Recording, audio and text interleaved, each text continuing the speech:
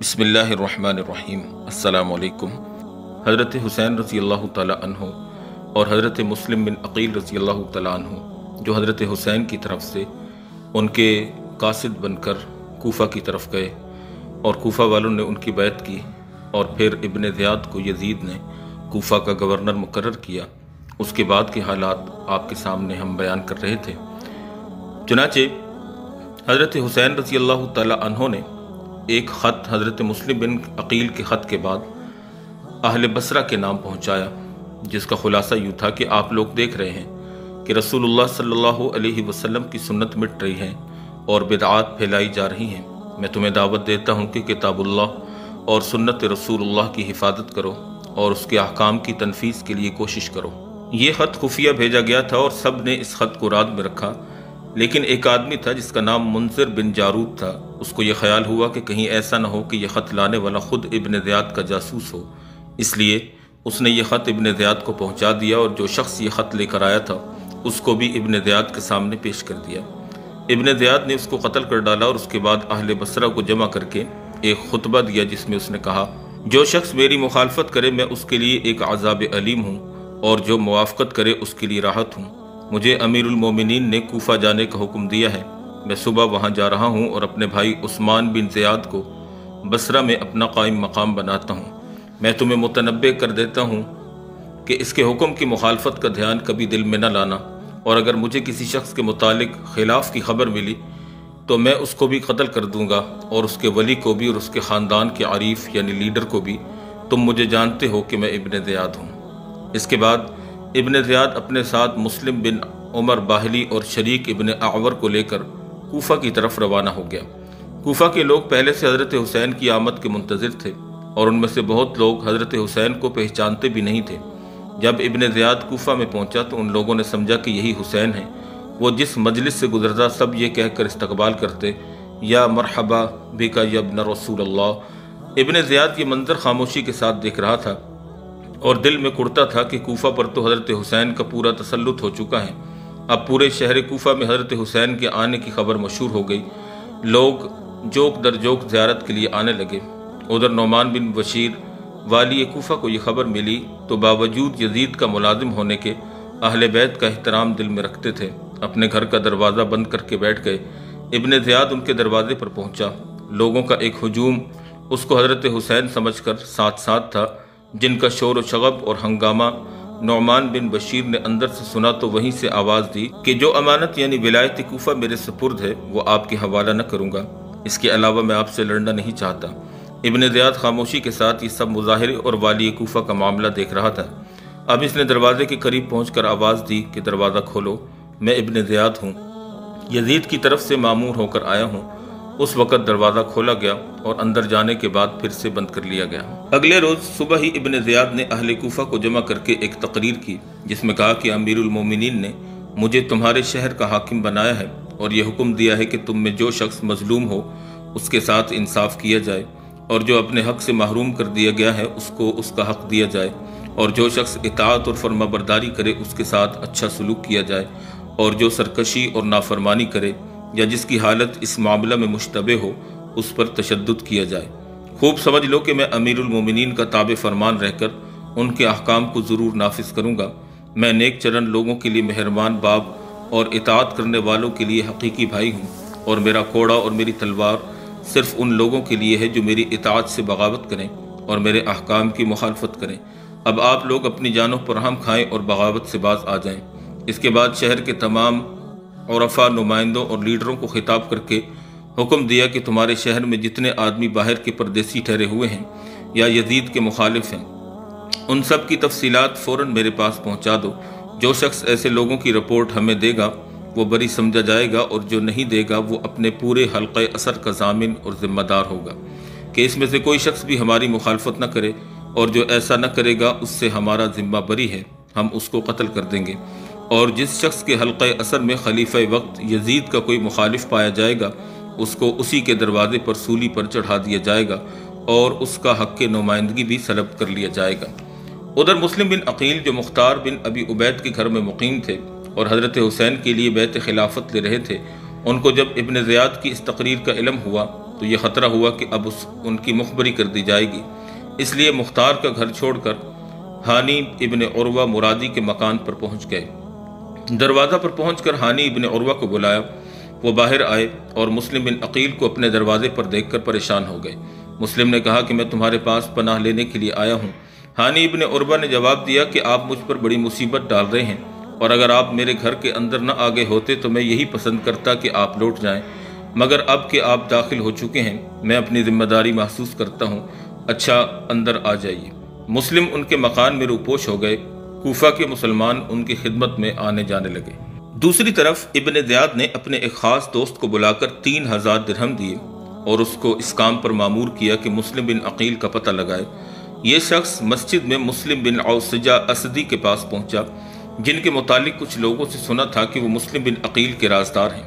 وہ جب نماز سے فارغ ہوئے تو اس شخص نے علیحدہ لے جا کر ان سے کہا کہ میں شام کا باشندہ ہوں، اللہ تعالیٰ نے مجھ پر انعام فرمایا ہے کہ مجھے اہل بیت نبی صلی اللہ علیہ وسلم کی محبت عطا فرمائی۔ یہ 3000 درہم اس لیے لایا ہوں کہ اس شخص کے سپرد کر دوں جو حضرت امام حسین رضی اللہ تعالیٰ عنہ کے لیے بیعت لے رہا ہے۔ مجھے لوگوں سے یہ پتہ چلا ہے کہ آپ کو اس شخص کا علم ہے، اس لیے یہ روپیہ آپ مجھ سے لے لیں اور مجھے وہاں پہنچا دیں تاکہ میں بھی ان کے ہاتھ پر بیعت کر لوں، اور اگر آپ چاہیں تو مجھ سے آپ ہی ان کے لیے بیعت لے لیجئے۔ مسلم بن عوسجہ رحمہ اللہ نے کہا کہ مجھے آپ کی ملاقات سے خوشی ہوئی، آپ کی مراد انشاءاللہ پوری ہوگی اور شاید اللہ تعالیٰ آپ کے ذریعے اور اہل بیت اطہار کی مدد فرمائے، مگر مجھے اس سے بڑا خطرہ ہو گیا کہ لوگوں میں میرا نام ابھی سے مشہور ہو گیا۔ بہرحال مسلم بن عوسجہ نے اس شخص سے حلف اور عہد لیا کہ راز فاش نہ کرے گا۔ یہ شخص چند روز تک ان کے پاس انتظار میں آتا جاتا رہا کہ وہ اس کو مسلم بن عقیل سے ملا دیں گے۔ اتفاقاً ہانی بن عروہ جن کے گھر میں مسلم بن عقیل روپوش تھے بیمار ہو گئے۔ ابن زیاد بیماری کی خبر پا کر عیادت کے لیے ان کے گھر پہنچا۔ اس وقت عمارہ ابن عبد سلولی نے ان سے کہا کہ یہ موقع غنیمت ہے، اس وقت دشمن یعنی ابن زیاد تمہارے قابو میں ہے، قتل کروا دو۔ ہانی ابن عروہ نے کہا کہ یہ شرافت کے خلاف ہے کہ اس کو اپنے گھر میں قتل کروں، اور اس طرح سے یہ موقع ان کے ہاتھ سے نکل گیا۔ مگر اتفاقاً ایسا ہی ایک اور موقع پیش آیا کہ شریک ابن عور جو کہ ابن زیاد کے ساتھ کوفہ میں آیا تھا، مگر اہل بیت سے محبت رکھنے کے سبب ابن زیاد سے جدا ہو کر ہانی بن عروہ کا مہمان اور ہمراز بن گیا۔ یہ بیمار پڑا تو پھر ابن زیاد تک خبر پہنچی تو وہ شام کو شریک ابن عور کی عیادت کے لیے آنے کا کہنے لگا۔ شریک بن عور نے بھی اس موقع کو غنیمت جان کر مسلم بن عقیل سے کہا کہ یہ فاجر آج شام کو میری عیادت کے لیے آنے والا ہے، جب یہ آ کر بیٹھے تو آپ یکبارگی اس پر حملہ کر کے قتل کر دیں، پھر آپ مطمئن ہو کر قصر عمارت پر بیٹھیں، اگر میں تندرست ہو گیا تو بصرہ پہنچ کر وہاں کا انتظام آپ کے حق میں درست کر دوں گا۔ شام ہوئی اور ابن زیاد کے آنے کا وقت ہوا تو مسلم بن عقیل رضی اللہ تعالیٰ عنہ اندر جانے لگے۔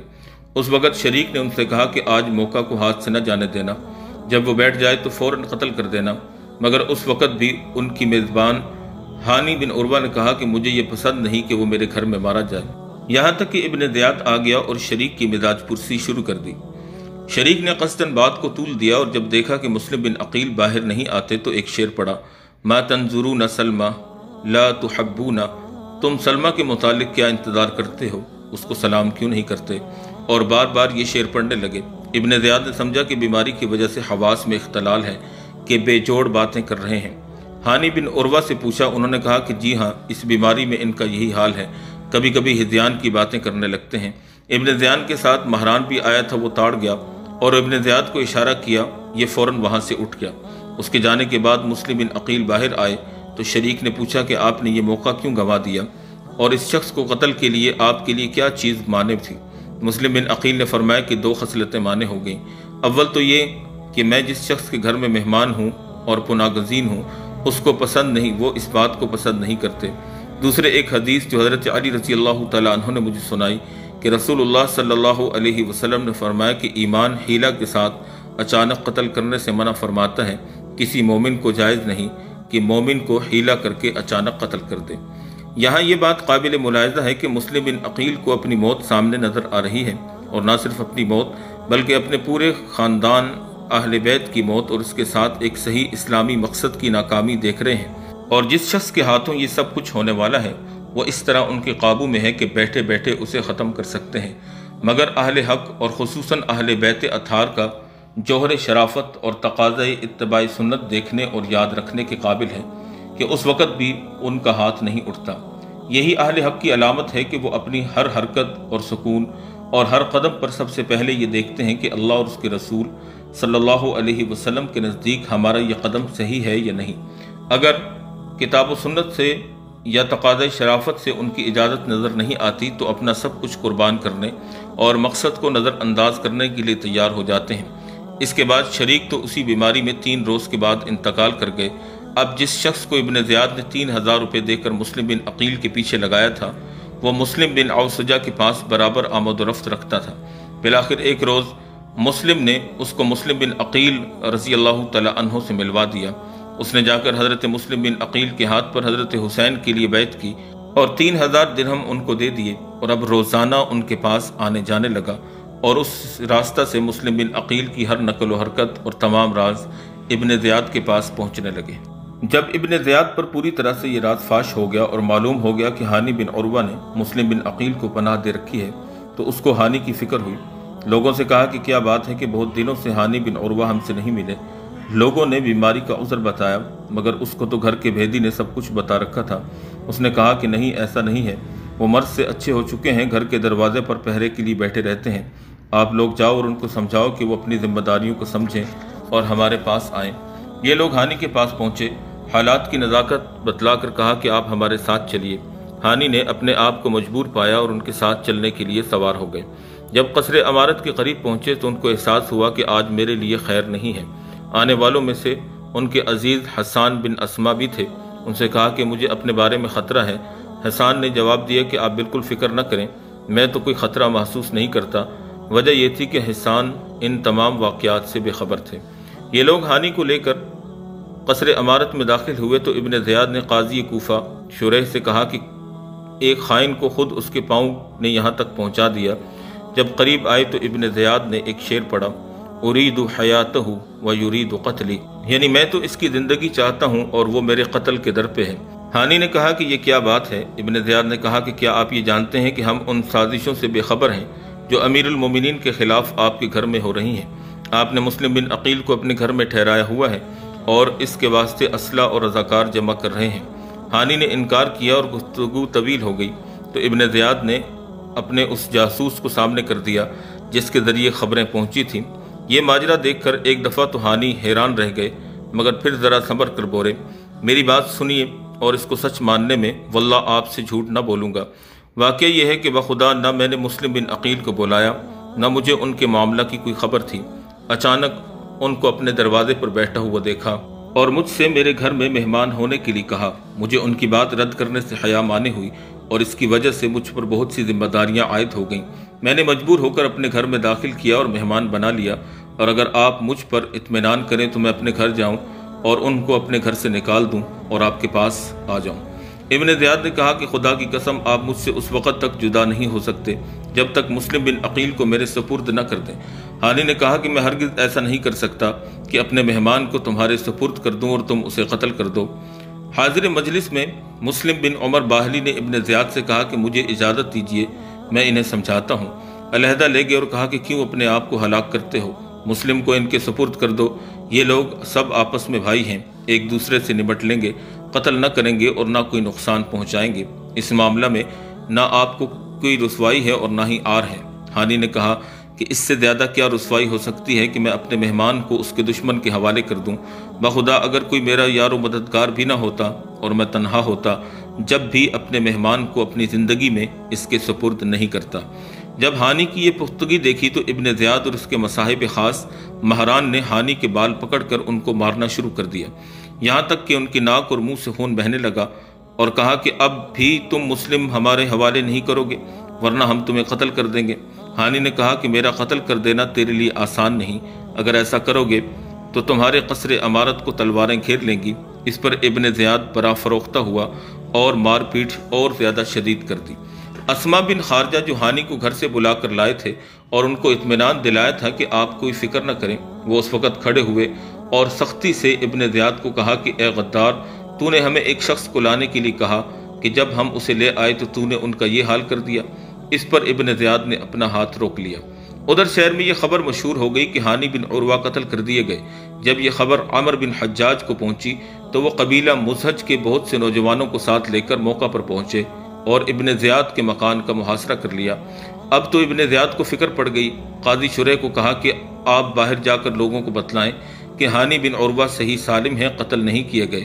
میں خود ان کو دیکھ کر آیا ہوں، اور شریح کے ساتھ اپنا ایک آدمی بطور جاسوس لگا دیا کہ وہ ابن زیاد کے کہنے کے خلاف کوئی بات نہ کریں۔ قاضی شریح کی یہ بات سن کر عمر بن حجاج نے اپنے ساتھیوں سے کہہ دیا کہ اب اطمینان سے تم واپس چلے جاؤ۔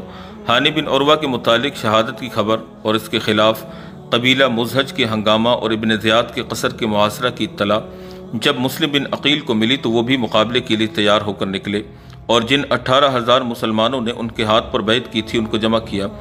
4,000 آدمی جمع ہو گئے اور جمع ہوتے جا رہے تھے۔ یہ لشکر ابن زیاد کی قصر عمارت کی طرف بڑھا تو ابن زیاد نے قصر کے دروازوں کو مقفل کر دیا۔ مسلم اور ان کے ساتھیوں نے قصر کا محاصرہ کر لیا۔ مسجد اور بازار ان لوگوں سے بھر گیا جو ابن زیاد کے مقابلہ پر آئے تھے، اور شام تک اس میں اضافہ ہوتا رہا۔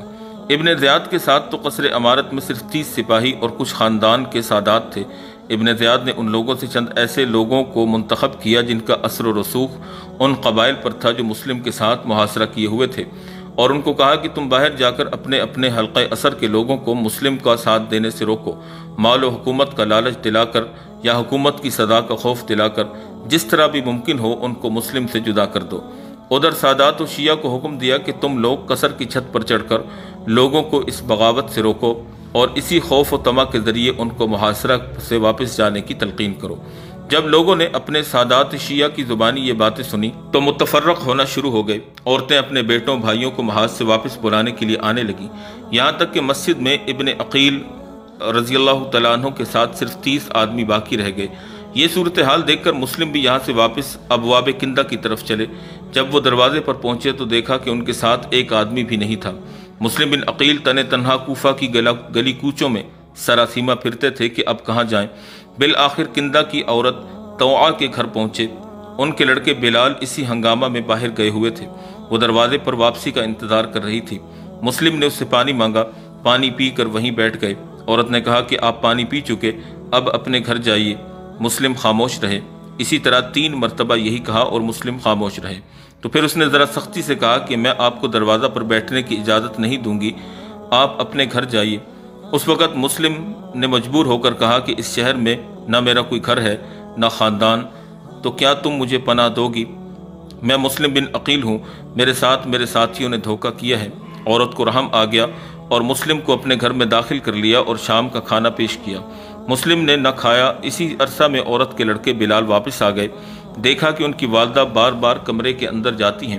یہ بات پوچھی تو عورت نے اپنے لڑکے سے بھی چھپایا۔ جب اس نے اصرار کیا تو اس شرط پر بتلا دیا کہ کسی سے اس کا اظہار نہ کرے۔ اس طرف ابن زیاد نے جب دیکھا کہ لوگوں کا شور و شغب قصر کے گرد نہیں ہے تو اپنے سپاہی کو بھیجا، دیکھو کہ کیا حال ہے۔ اس نے آ کر بیان کیا کہ میدان صاف ہے، کوئی موجود نہیں ہے۔ اس وقت ابن زیاد اپنے قصر سے اتر کر مسجد میں آیا اور ممبر کے گرد اپنے خواص کو بٹھلایا اور اعلان کرایا کہ سب لوگ مسجد میں جمع ہو جائیں۔ مسجد بھر گئی تو ابن زیاد نے یہ خطبہ دیا، ابن عقیل بے وقوف جاہل نے جو کچھ کیا وہ تم نے دیکھ لیا۔ اب ہم یہ اعلان کرتے ہیں کہ جس شخص کے گھر میں ابن عقیل کو پائیں گے ہمارا ذمہ اس سے بری ہے، اور جو کوئی ان کو ہمارے پاس پہنچائے گا اس کو انعام ملے گا۔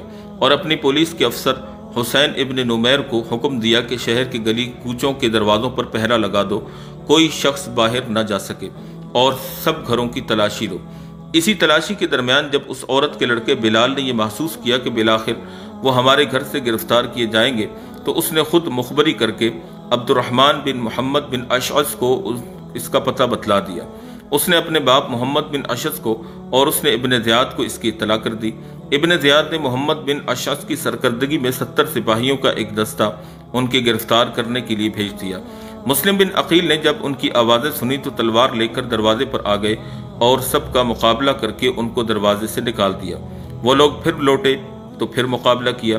اس مقابلہ میں زخمی ہو گئے مگر ان کے قابو میں نہ آئے۔ یہ لوگ چھت پر چڑھ گئے اور پتھر برسانے شروع کیے اور گھر میں آگ لگا دی۔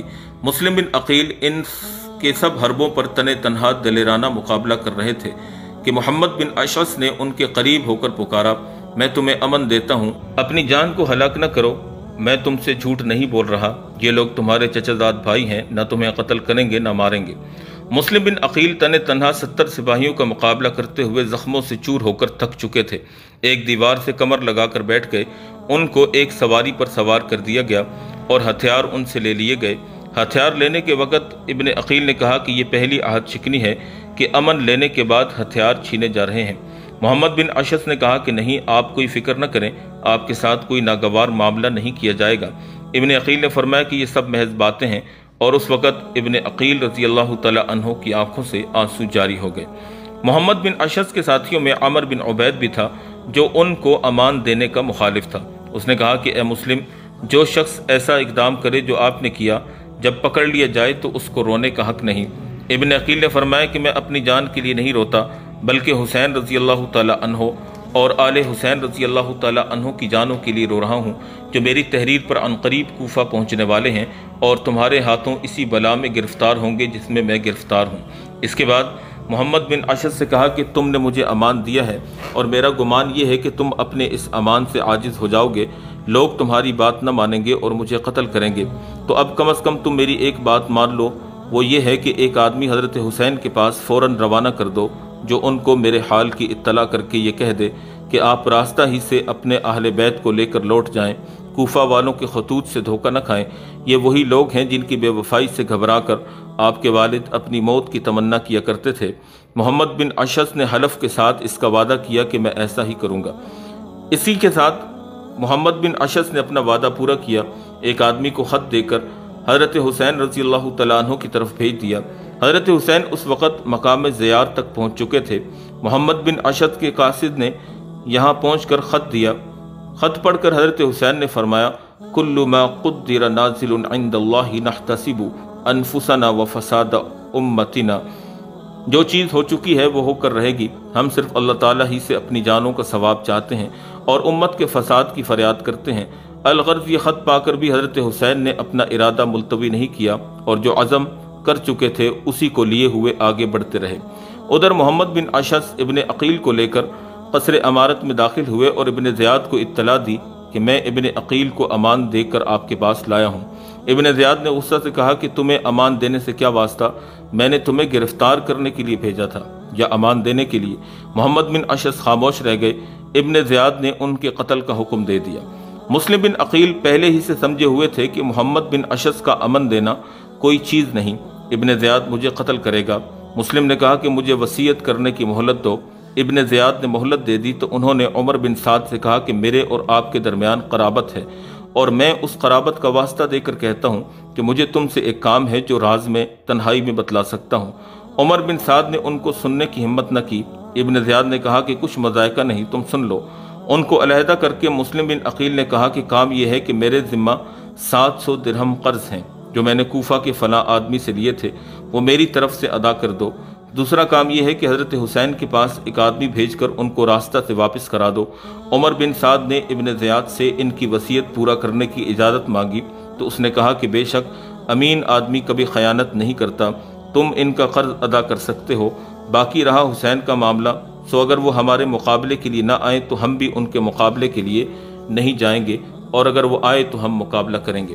ابن زیاد نے کہا کہ اے مسلم، تم نے بڑا ظلم کیا کہ مسلمانوں کا نظم مستحکم اور ایک کلمہ تھا، سب ایک امام کے تابع تھے، تم نے آ کر ان میں تفرقہ ڈالا اور لوگوں کو اپنے امیر کے خلاف بغاوت پر آمادہ کیا۔ مسلم بن عقیل نے فرمایا کہ معاملہ یہ نہیں ہے، بلکہ اس شہر کوفہ کے لوگوں نے خطوط لکھے کہ تمہارے باپ نے ان کے نیک اور شریف لوگوں کو قتل کر دیا، ان کے خون ناحق بہائے، اور یہاں کے عوام پر کسرا اور قیصر جیسی حکومت کرنی چاہیے۔ اس لیے ہم اس پر مجبور ہوئے کہ عدل قائم کرنے اور کتاب و سنت کے احکام کو نافذ کرنے کی طرف لوگوں کو بلائیں اور سمجھائیں۔ اس پر ابن زیاد اور زیادہ برا فروختہ ہو کر مسلم بن عقیل کو برا بھلا کہنے لگا۔ مسلم خاموش ہو گئے۔ ابن زیاد نے حکم دیا کہ ان کو قصر امارت کی اوپر کی منزل پر لے جاؤ اور سر کاٹ کر نیچے پھینک دو۔ مسلم بن عقیل اوپر لے جائے گئے۔ وہ تسبیح و استغفار پڑھتے ہوئے اوپر پہنچے اور ابن زیاد کے حکم کے موافق ان کو شہید کر کے نیچے ڈال دیا گیا۔ انا للہ و انا الیہ راجعون۔ مسلم بن عقیل کو قتل کرنے کے بعد ہانی بن عروہ کے قتل کرنے کا فیصلہ کیا گیا، ان کو بازار میں لے جا کر قتل کر دیا گیا۔ ابن زیاد نے ان دونوں کے سر کاٹ کر یزید کے پاس بھیج دیے۔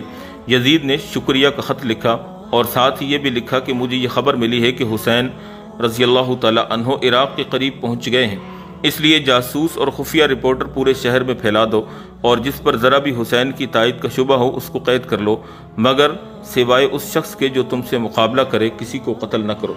حضرت حسین کے پاس اہل کوفہ کی 150 خطوط اور بہت سے وفود پہلے ہی پہنچ چکے تھے۔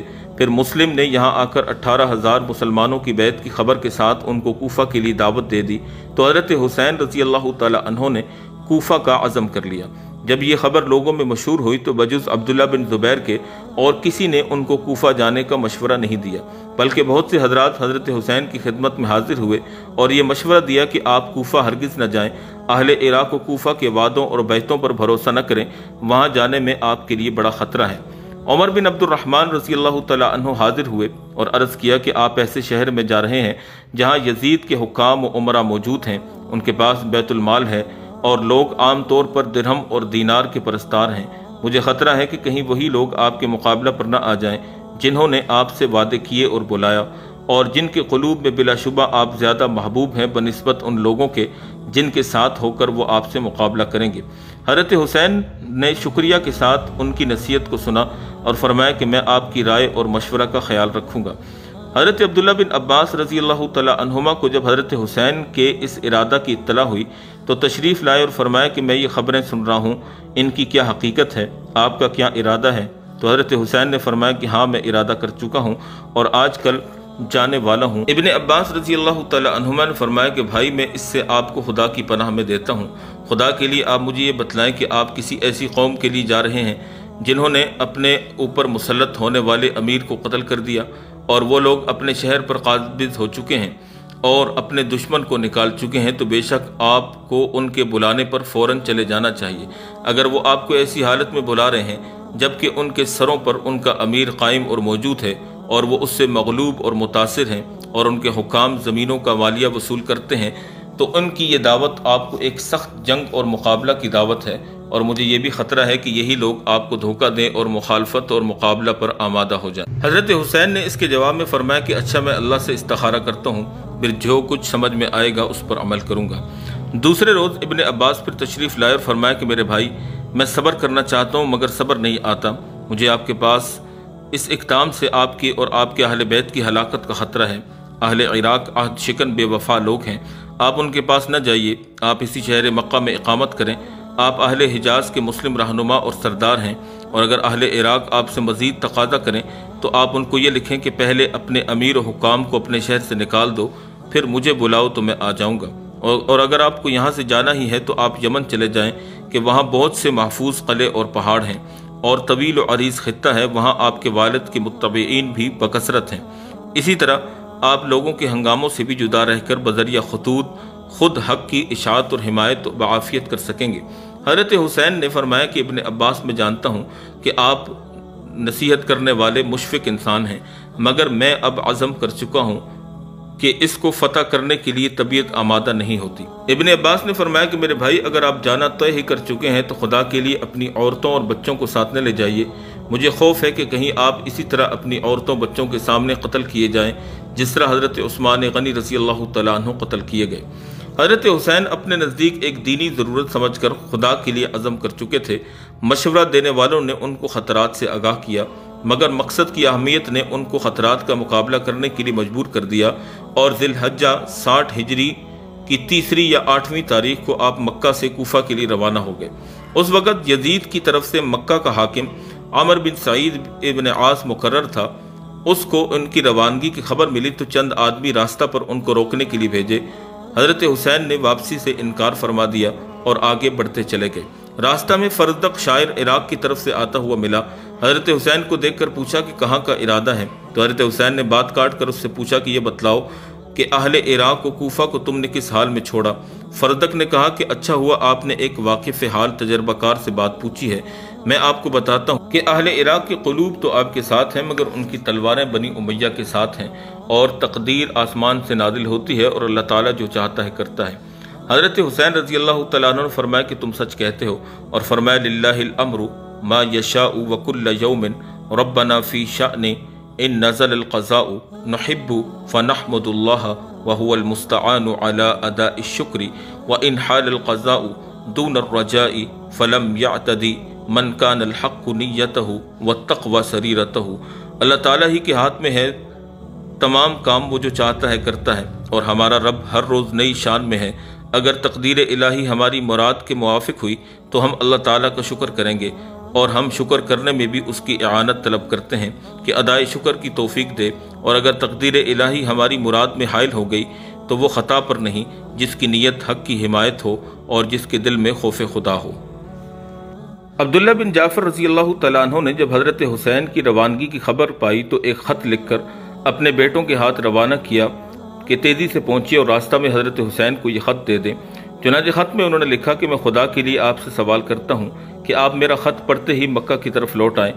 मैं महज खैर ख्वाहाना अर्ज़ कर रहा हूँ, मुझे आपकी हलाकत का ख़तरा है और खौफ है कि आपके सब अहले बैत और असहाब को ख़त्म कर दिया जाए, और अगर खुदा न ख्वास्ता आप आज हलाक हो गए तो ज़मीन का नूर बुझ जाएगा, क्योंकि आप मुसलमानों के पेशवा और उनकी आखिरी उम्मीद हैं। आप चलने में जल्दी न करें, इस ख़त के पीछे मैं खुद भी आ रहा हूँ, मेरा इंतज़ार करें।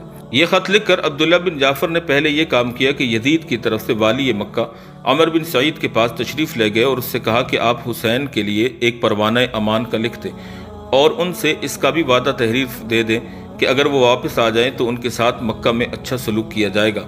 आमिल मक्का अमर बिन सईद ने परवाना लिख दिया और अब्दुल्ला बिन जाफ़र के साथ अपने भाई याहिया बिन सईद को भी हज़रत हुसैन की तरफ भेजा।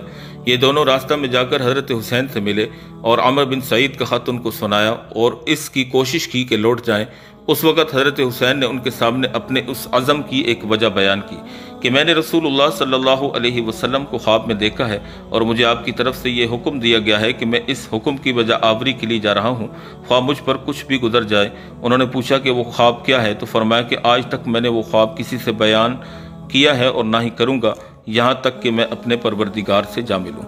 ये था हज़रत हुसैन का मक्का से कूफा की तरफ खरूज का इरादा और नीयत और वजूहात।